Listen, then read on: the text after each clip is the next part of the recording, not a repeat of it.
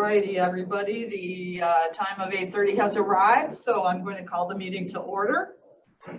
Pursuant to the Illinois Attorney General's guidance to public bodies on the Open Meetings Act during the COVID-19 pandemic, dated July 2nd, 2020, county board members may participate without being physically present in compliance with the established provisions. Oh, we're so close to a quorum this morning, but not there yet. If I could have a roll call, please. Member Pachowski. Here. Vice Chair Chaplin. Here. Member Hart.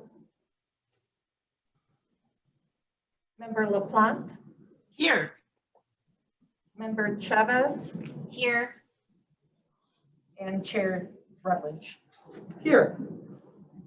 Good morning, everybody. We have a couple extras in the room this morning. We're all very excited to hear what Congressman Caston has to share with us this morning about what climate action may look like under the Biden administration. So as soon as he logs on, we'll jump over to his presentation so we don't waste his time this morning. But I don't see that he's on with us yet. Could you ask if I think his staff is on. Is there a representative from Caston's office on the Zoom call with us right now?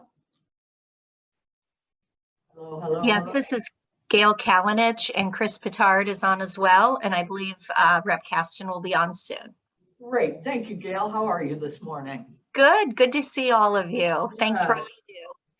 Good. Well, we'll get through the rest of our agenda. And then when Congressman Caston jumps on, just let us know, and then we'll jump over to what he's going to present for us this morning. Sound like a plan? That sounds great. And Christopher Petard is our climate and energy expert. So you all should get to know who he is. Hi, good morning, everybody. Hey, how are you guys? Good morning. Oh, he's already with us. Good morning. Joy, should we jump the rest of the agenda and move right into? Great, good. Thank you so much for joining us this morning, Congressman Caston. I'm so pleased to have you here. As an environmental committee, we're excited about the plans for the environment that the Biden administration is going to put forward, and we want some more details from you about that. And what a great resource we have in Congressman Caston's voice on this morning. He's on the Home, Science, Space, and Technology Committees, Subcommittee on Energy, and a Subcommittee on the Environment, and the House Select Committee. We'll also, sorry about that, I totally lost my train there, but I won't take any more time, and we'll just turn it over to you, Congressman. Thank you for coming this morning.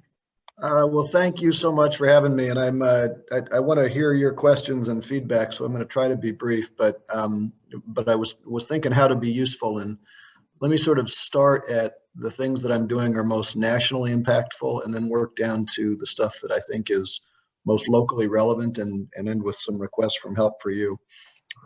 You'd mentioned that I'm on the climate committee, so we put together our report of all of the bills that had been introduced in the 116th Congress, which would meet the goal to get to zero CO2 emissions in 40 years. And we put those all together. We had some outside groups go in and calculate the impact both economically and environmentally.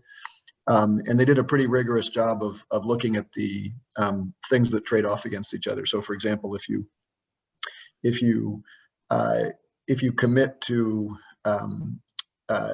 mandating that sources have to be steadily greener, then the incremental carbon impact of a tax credit for wind starts to get smaller and smaller because you're displacing cleaner and cleaner generation off the grid. So there were a lot of sort of like nuances in it. And I mention that because every bill that was relevant in the 116th Congress, in our judgment, piled up, got to 87% of where we need to get to scientifically. And that's not a set of legislation that I think anybody would say, yeah, that's going to be really politically easy. But I think it's a bit of a gut punch to recognize that what is scientifically necessary continues to be vastly in excess of what anybody believes is politically possible. And that's our collective challenge as a species to figure out more quickly. But it did give us an agenda. The Biden administration has been pushing for a whole lot of pieces of that agenda going forward, and is now adopting this whole of government approach. As far as the things that I have been prioritizing that are most impactful in terms of legislatively, the Climate Committee has no jurisdiction. So the Climate Committee's job was to review, to make recommendations, but we were not a committee of jurisdiction, which means we could not write laws. The most far-reaching committee I serve on is the Financial Services Committee. And I've been really taking up the cause for the last term and this term of getting our banking industry to understand and quantify the systemic risk of climate change. And this is a cause that Mark Carney has of the UK has taken up. Janet Yellen has now made a fairly big push on this from the Treasury Department. But it's, leave aside the science of climate change, leave aside the politics of climate change. We know that there is 2 feet of additional sea level rise coming to our system. There's pretty good estimates that there is $23 trillion of property at risk of loss. These are huge numbers. What starts coming out first? Is it the reinsurance market that backs out first? Is it the secondary mortgage market? We're already seeing that a lot of banks are preferentially offloading their long-term mortgages in low-lying areas to Fannie and Freddie. Which means that the federal government is going to be the backstop of a lot of this. The flood insurance program that you go along the Fox River, all those beneficiaries of the flood insurance program is becoming this other pocket where because of our political desires not to charge people the full rate for building in low-lying areas, because that would raise huge equity issues. What do you tell people in the lower Ninth Ward after Katrina who can't afford to move elsewhere? But because we subsidize those rates, that's also become sort of a backstop in the financial system. So we continue to push on that on the Financial Services Committee. Those are really big issues. They're big macro issues. They are, I think, directly relevant to people's health and well-being as Americans, but maybe less relevant to, the day-to-day of the DuPage Environmental Committee. So I want to touch a little bit on some of the local issues that I think are pretty impactful. We will, in the infrastructure package that I expect we will pass before the end of this year, hopefully, certainly before the end of this term, there's going to be fairly extensive provisions for all sorts of upgrades, both horizontal and vertical infrastructure. The Biden administration has made a big push for electrification of the vehicle fleet and building out electric vehicle charging infrastructure and what that means to make sure that folks have access to that. I personally introduced a bill last year that we'll be reintroducing in a few weeks to create fee baits, which is this idea that you create a slope tax incentive where the more efficient your vehicle, the bigger your tax credit on the vehicle, the less efficient your vehicle, the bigger the tax charge, and you structure it so that the one class of vehicle subsidizes the others and essentially changes some of the economic calculus at the point of purchase to make it more affordable for people to buy otherwise more expensive electric vehicles and more efficient vehicles. So we'll continue to push those things that obviously have a big difference, big impact locally. Now to the hard issue where you could use your help. There's a good and appropriate commitment from the Biden administration to take a whole of government approach to climate change. So we're going to, coordinate what Janet Yellen is doing at Treasury with what Secretary Granholm is doing at the Department of Energy, with what's going to happen at EPA and et cetera, Department of Agriculture. When I met with Gina McCarthy last week, who has been tasked to be the domestic climate czar. So John Kerry is the overall climate czar of all of our policies, including State Department and Paris Climate Accord and such. Gina McCarthy's job is to coordinate the domestic policy. And she met with a small number of us who are sort of, prioritizing these issues to try to figure out how we make sure that whole of government approach includes both the executive and the legislative branch. We're obviously co-equal. We're going to have, we're not going to give either a free pass, but how do we make sure that we're coordinated? And it was a good conversation. But in the course of our conversation, I raised the question to her that will you be making similar outreach to the states? Because a lot of energy policy is at the state level, and And we had a conversation with her that gets a little bit problematic. You know, we are a federalist society. There's that Federalist Society sounds like I'm quoting a journal. You understand what I'm saying? We have a federalist form of government. And it's harder to coordinate on that level. And I said, okay, understand that I didn't expect it would, but was curious if you had a better idea than I did. So I said, well, what about the Federal Energy Regulatory Commission, which is the independent agency? It's sort of like the Illinois Commerce Commission that regulates our utilities, allows interstate transmission rates, determines interstate transmission siting. But they are a 5-member commission that, like the Federal Reserve, is designed to be independent. And so it's difficult to think of how you would coordinate a response with a body that is designed to be completely independent of political influence as much as it can. And that was sort of the same as the state level. It would be nice. We want to be helpful. We want to be cooperative, but there are boundaries and checks and balances there. Well, the practical matter of that is that we don't really have a whole of government approach to electricity transmission siting, because all of the decisions around wires construction are done either at the state level or at FERC.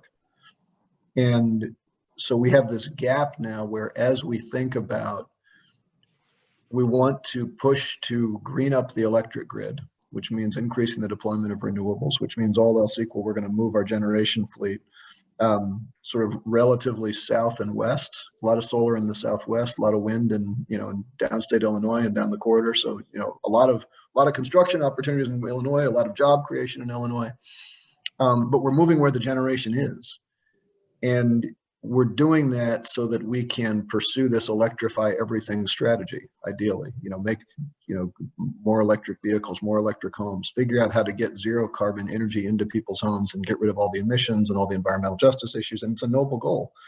But if you're moving where the load is and you're moving where the generation is, you're going to have to build a lot of wires.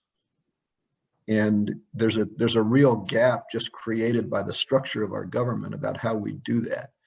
And a lot of the really thorny decisions about that are going to be at you guys' level. Because as soon as you start talking about building wires, there is somebody who wants to object to a wire in their backyard or eminent domain in their park. And I'm not suggesting there is a right or an easy answer to those questions, but that this goal we have, that we know, as I said at the start, what is necessary exceeds what's politically possible. Has got a whole lot of questions around local control and siting and how we manage that on the electric infrastructure that's the backbone of our economy. And to leave you with just one, just a sense of what the stakes are, lest you think this is just nerdy Sean talking about his favorite issue. El Paso, Texas hit 16 degrees for several days last week. They got a whole lot of snow. They never lost power. The reason why they never lost power is because they are not in the Texas electric grid. They are outside of the Texas electric grid, and the Texas electric grid has chosen, for a whole bunch of reasons, to not connect themselves with the rest of the grids in the country. And the sort of local parochialism of Texas has kept that system isolated, so that the exact same power plant operators, the exact same economic structures, the exact same weather had a very different impact in El Paso than it did in Dallas. And the pain that and all the agony that you saw in Texas last week is the consequence of what happens when you continually punt on these questions of how do you build a interconnected, reliable electric grid. So I don't have good answers, but would love to find ways to work with you. And let me with that stop talking and answer any of your questions. Questions, anybody? Hey, Lynn. Hi, how are you, Congressman? Thank you so much for being here. So my question is sort of broad. If we can think of our environmental committee in DuPage County as your boots on the ground, how can we best help you? And an idea I have, that's a question, but then can I make a proposal that what if we worked with the other environmental committees and the other county boards in your district and sort of touched base with you every quarter so we can sort of, float this environmental policy up the chain And if there's a way that we can be a little bit more impactful here as non-legislators, as a fiscal body in DuPage County. So thank you for the request. I always feel compelled to say whenever somebody says, how can we help you as a member of Congress? How can you help us as humans first? Because we're all on the same team here. The more we can keep in touch, the better. I'll defer to staff as far as scheduling and how to coordinate all those sorts of things. But I certainly think in general that the more we can be, communicating at all levels of government, as I said, because these issues, there is no single point of control for our energy system. There is no Office of Energy Policy. We do it in lots of different places at lots of jurisdictions. And on the one hand, that means nobody's in charge, and that's really depressing. On the other hand, that means there's fantastic opportunities for people who can figure out what's the fulcrum, that we've got some great idea that this would actually, cause a whole bunch of changes to happen because the opportunities are there. So yes, with the small caveat that I never make commitments to my own schedule because I never understand my own schedule. We have a question from member Chaplin. Morning, Congressman. How are Let's- you? Hi, nice to see you. So kind of touching off of Lynn's comment, one way we can do that is through our federal legislative agenda. So, we go through, look at bills that we want to support, then we have our lobbyist, I'm sure you've seen Bill Viney down in Washington, relay that to the congressman, and that might be a smoother way to get our information to the congressman. So if, we see environmental legislation that, we think would be great for the county, we put that in our list of bills to approve. And then that's our, on our federal legislative agenda that we provide to all of our congressmen and our lobbyists. So that's a really great tool we have to work with our congressmen and, keep that line of communications open. And I also believe that the congressman's also available, if you shoot him an email or, to answer questions that way as well, working together. So there's lots of different ways that we can contact our congressmen, to have our environmental initiatives, worked on out in Washington. So thanks for that, Liz, and I appreciate, but I really do want to stress that let's make sure that we maximize the two-way communication as well, because if you guys have ideas, of course, you know how to reach me. But you also just see things locally, and see opportunities. I had this issue that, seems totally mundane, but has become this interesting thing we've been toying with recently, and talking with some local gas stations who want to convert to electric vehicle service, but under historic electric regulatory laws, they can't sell electricity at retail because they're not a regulated utility. And so that's led to all sorts of interesting conversations, things you wouldn't have thought about before. And because it's such a thorny issue, nobody has proposed legislation on that. And I don't have any yet either, but it's, things you only find out if you're working locally. So let's make sure we keep the communication going both ways. Amy, I see you got a hand up. Sure. Hi there. So I'm wondering, we have our own program here in not Choose DuPage, but Cool DuPage, which obviously has certain goals in place for us lowering emissions and certain outputs. But I feel like every entity within the state kind of has one, every county, every city. How do you see us kind of wrapping those? I feel like we lose so much messaging when we each try to have our own program. Do you see a way where we can do something much broader and maybe from a state level or a federal level to get more messaging that's more true and more broad so that we're all working toward the same end game? Of course. I guess sort of the multi-levels of jurisdiction are a blessing and a curse. It's a curse because of everything you just said. It gets very disorganized and trying to think about, I was meeting last year with a group who was hugely concerned about Foxconn construction runoff that's getting into the Illinois, it's causing huge effluent overflows into Illinois rivers. but Illinois has no jurisdiction because under the waters of the US rule, the permitting rules in Wisconsin were what said, and the fact that we're downstream, we don't have jurisdiction to get through that. And that's as an example of the kinds of problems that you end up, and by the way, they talk to me and I'm sitting there saying, you know, I'd love to help, but really the place where most of the environmental pain is in Brad Schneider's district. And so the tools that I have to make a big political stink are limited, but Brad should be the person. And that's goofy, right? You don't want to give that answer, but it's, to your point, it's complicated. Yeah. Now, as against that, the good ideas tend to come from the bottom up, not the top down. When I was in Madrid for the climate conference last year to represent the United States, because the United States executive branch wasn't there, there were a whole lot of cities and municipalities who were there that were sending a pretty powerful voice to the rest of the world that the U.S. still cares about this, even if one office doesn't. And they were not just there to show a political strength, but engaging on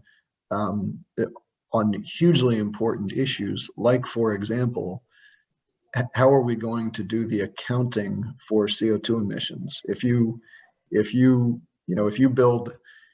a manufacturing facility in Lisle that's buying, zero emission nuclear energy from downstate, and then shipping your product to Wisconsin, who owns the zero carbon credit, right? And that's, there's no wrong or right answer to that question, Right. but everybody has to use the same protocol, right? And so the U.S. representative in that conversation was a lot of the states and cities, which are arguably the most directly impacted by that question. And, and of course they're sitting there having the conversation of saying this, I also might export my product to Belgium. So let's make sure that we're having the international conversation that's there. Wow. So yes, we need better coordination. I'm open for ideas on how to do that, but it's thorny. It's our history as a country is we've always regulated energy at the local level. It's one of these problems that I think we can all as legislators share, that a lot of problems are really easy to solve if you have a clean sheet of paper, and we just never have a clean sheet of paper. Never. It's all colored in with Sharpie. Exactly. Well, thank you. Yeah. Great. Anybody else have any questions for our congressman? Sean, you have anything else you'd like to share with us this morning, just from a touch point? What else is that I think is interesting? I have been pushing, this is purely a local issue, judging from the number of Teslas I see driving around DuPage County lately. We keep pushing to make the alternative refueling tax credit permanent, which would give everybody $1,000 tax credit if you install a charger in your garage. So I guess there's that piece to be, and I think it's if my memory serves, it would be a $30,000 tax credit if you install a charger for others to use. So like, the Nordstroms in Oak Brook or something like that. So we're pushing for that piece. I'm trying to think of what else. That's probably the big ones. Hang on just a second here. I'm going to just check and see before I hang, because there's a bunch of things that are going on right now, and I want to talk all of them. Maybe one last thing that I ought to mention, because we're about to drop this bill next week, and this is sort of big and meaty, but I think worth being aware of. We're having a huge conversation about carbon pricing, and this is a conversation that we should have had. We did have, and we didn't finish it 30 years ago when the Kyoto Accord was signed, and we decided not to join.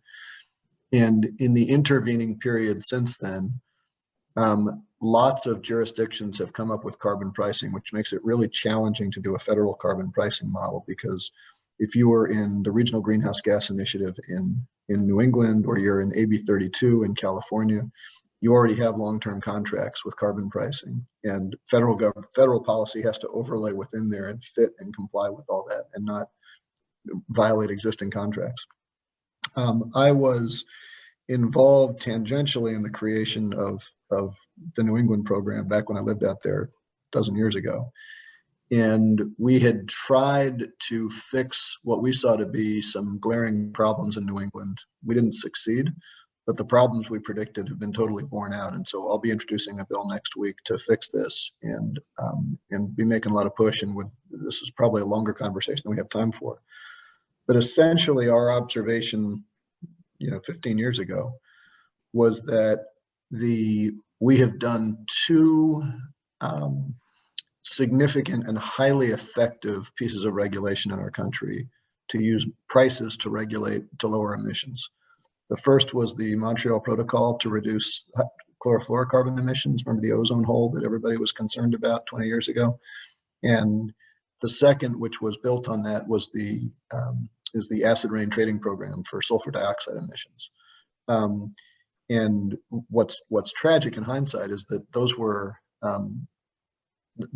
Republican-led ideas. They came out of the Reagan White House, were ultimately put in place by the first Bush White House. But at the time, the idea was that the Democrats are pushing for mandatory compliance rules, and the Republicans were going to say, why don't we use market-based methods to reduce pollution? But there was total agreement that we needed to reduce pollution. And what both of those structures did that made them so effective is they said, if you are going to emit CO2, or I'm sorry, chlorofluorocarbons or acid rain forming programs, if you are a source of pollution, you have to pay. And if you are a sink for that pollution, you will get paid. And the two of you, the source and the sink, can negotiate in a market construct on what the price should be and agree on how to do that and see if you can find the best price to get it done. And so in the acid rain program, people thought it was going to cost $600 a ton to reduce it, and the market is consistently clearing at less than $6. It's a beautiful story. And by the way, the sugar maples in New England are still okay. That was this huge concern 20 years ago that all the acid rain we were blowing out from the Midwest was going to knock them down. And that program is why we have scrubbers and pollution controls on our coal plants, and why we use things that are much cheaper than we would have done had we used a top-down approach. What's happened with carbon pricing legislation is we seem to have forgotten everything we learned. And every program that's out there to regulate CO2 emissions, with the exception of the bill that we're introducing next week, says, I want you to pay the government to pollute. And then the government is going to decide in their infinite wisdom what the best use of those proceeds will be. So you don't get paid as a sink. A carbon tax is a structure where you pay the government and the government decides how to allocate the proceeds. But if I'm building a solar panel, I have no incentive to build a solar panel because of a carbon tax, other than just guessing that my competitor is going to have a higher cost structure. But I don't know if they're going to pass that along at higher rates, if their shareholders are going to eat it. I have no way to get direct access to that money. But maybe in a carbon tax protocol, the government makes wise choices and allocates that back to the right people. A tax and dividend model that some people have argued for is a structure that guarantees government won't give it to the people who are reducing CO2, right? Because it says the important thing about this is that government has access to proceeds that can be used for other social purposes, noble purposes, right? Let's eliminate wealth disparities, what have you. So what we're doing in this bill is to basically build on the model that those successful programs use, and says if you're a power generator, if you're if you're generating thermal energy, to run a factory, you will get a allowance to emit pollution based on the median generator. Right now, the median power plant's about 1,000 pounds a megawatt hour of CO2. A coal plant is 2,000. A solar plant is obviously 0. And so everybody gets 1,000. The solar plant now has 1,000 to sell. The coal plant has 1,000 they have to buy. And you use that to ratchet down, and we use those same successful tools to get it done. And the beauty of it, if you do it right, is there's no increase in the cost of energy to consumers, because the transaction is all between sources and sinks. And again, that's what we've seen in the acid rain program. So we'll be pushing that. I don't know that affects you all locally, but it's really worth understanding that, because I just have a personal concern as somebody who's been in this for a long time, that as soon as you say we're putting a price on carbon, everybody says, well, that sounds like a market. it's not a market if, the analogy I use is if I go to the shoe store and I pay them $120 and then the government takes $120 and says, we're going to figure out how to build a shoe delivery infrastructure with that $120, like that's not a market, but that's what a carbon tax is, right? So that's really, really wonky, but you asked the question. So you invited me into wonkdom. Questions on that? And if you want, I'm happy to, do longer ones. That one's a detailed enough issue that this may not be the right forum to go into all those details. Any other questions for Congressman this morning? Sean, thank you so much for giving us your time this morning. Please accept my open invitation to come back to this committee anytime you'd like to share anything with us or need our help in any way. So thank you so much for coming this morning. Awesome. Well, hey, and likewise, just because we don't have a meeting set up, don't hesitate to reach out if you got an idea or a question or something we can do more effectively together. Well, I'm very comforted knowing that scientists are in charge of this, and so happy that you're at that level to make change. Thank you, Congressman. Thanks so much. Take care. All righty. We did lose a couple of our members to other committee meetings this morning. We do have one public comment this morning. We have a comment from Ginger Wheeler. Her organization is the Friends of the East Branch DuPage River Trail from Glen Ellen. And her comment is, first, thank you for your service to the citizens of DuPage County and our region. There, you want the paper? Yeah, it's gonna be easier. It skipped on me. Okay, I and all the friends who love green spaces and the opportunity to get out into nature truly appreciate your selfless service on this board and on this committee. I wanted to comment today to make you aware that a development with the East Branch DuPage River Trail, this is a trail that has been in a comprehensive plan for a few decades, but is still under construction. Last week at a steering committee meeting, there was some talk about aligning this Greenway Trail with Illinois Route 53, a highway that runs north-south through the central part of DuPage County. The Friends of the East Branch DuPage River Trail urge you to consider this alignment and push for more of a greenway alignment to connect parks and recreational areas within the Butterfield West subdivisions between the Glen Bard Wastewater Treatment and Butterfield Road. Running the East Branch DuPage River Trail along a highway was not what the 5,000 plus signers of our petition are advocating for. I would ask on behalf of these folks that this committee help the citizens advocate for a greenway trail at this time for this project. Thank you again for your service. Thank you, Joy. And I'll chime in. I would like to see this trail be more of a greenway trail as well. And I've been working with these folks to make that happen if that's at all possible. Next, I'd like approval of our minutes from Tuesday, February 2nd. So moved. You can second. I'll second that. Roll call, please. Member Puchalski, Aye. Vice Chair Chaplin, Member Hart, Aye. Member LaPlante, Aye. Member Chavez, Aye. and Chair Rutledge. Aye. That motion carries. Next, parent committee approval for action item, the amended 2021 document shedding program. Joy. Yes, good morning. Okay, so in January, we brought to you our 2021 document shredding program. And since we have allocated the full 6,500 to all of our interested communities, we've had some additional asks. So we are looking today for an increase of $1,400 for an amount not to exceed $7,900. The additional asks were from Hanover Park and the Village of Itasca. And Hanover Park is a Cool DuPage partner, which means that they would get the additional $150 for their event. We recommend that the committee approve this allocation. We will pull the money from the pot of money that we have, or small pot, for the environmental summit, which went virtual this year. which is normally a contribution between 1,000 and 2,000. So it will be a budget. Wash control. budgetarily wise. Yep. All righty. I will ask for a motion on this item. So moved.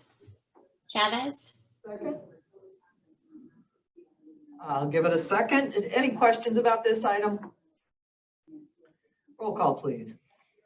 Member Chavez, Aye.